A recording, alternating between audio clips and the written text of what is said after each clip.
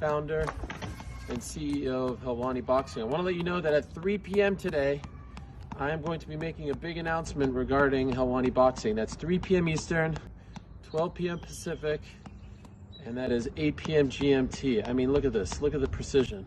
Look at the power. Look at the timing. Look at the speed. Look at that. Look at that. Oh, double jab. You want a double jab? I'll go backwards. I'll go forward. Anyway, 3 p.m. Eastern on my Instagram Live, Ariel Helwani. You know the place. I'll be making a big announcement. We are taking Helwani Boxing to the next level.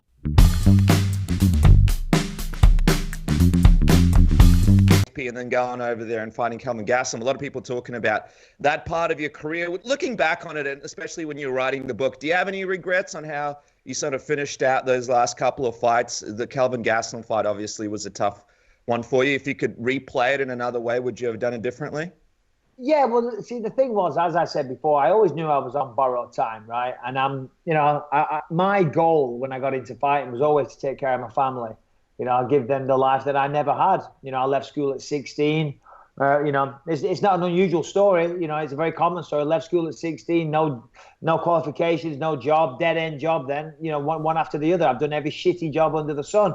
And in my mid-20s, I got to a point where I was like, man, I am over this. There's got to be more to life. And then I discovered, mixed martial arts. And I did it all for a monetary reason. I did it to give my family a good life. Now, I won the belt. Obviously, that comes with some extra cash. And then I had a big fight against George St. Pierre. Where now, when I fought George St. Pierre, just getting that license to fight in New York, that was very, very hard. I won't go into details, but they made me jump through so many hurdles. I'd sign disclaimers, get letters of doctors, second opinions, all kinds of stuff. And on the last week of training, just again, a sparring partner picked me up and dumped me. He went for a takedown like his life depended on it. And he landed on me and tore all the cartilage in my ribs, and I couldn't hardly move. And this was a huge fight. George St. Pierre is a massive draw. This was going to be a massive, massive payday. Now, if my eye condition wasn't like it was, I probably would have withdrawn from the fight and said, all right, we'll do it another time. But, I had to do it. So whatever, I had a shitty performance, and fair play to George, he beat me. And then from there, I knew I was almost done. But then Anderson Silva failed his steroid test, and Kelvin Gastelum needed another opponent.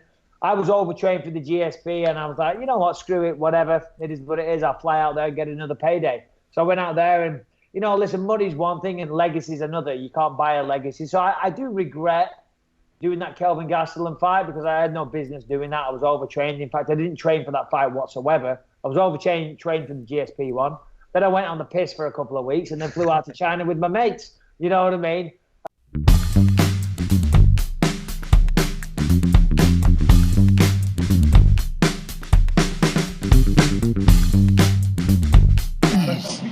I see that.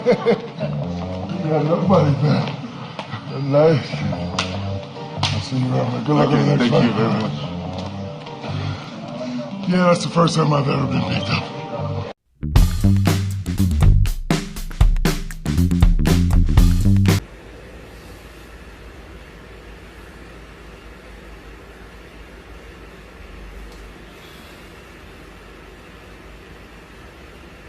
There it is.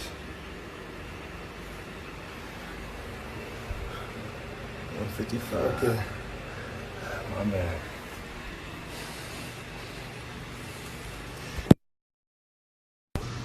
Not bad. Fuck, I'm skinny. Prove it. Can eat now. I think, man.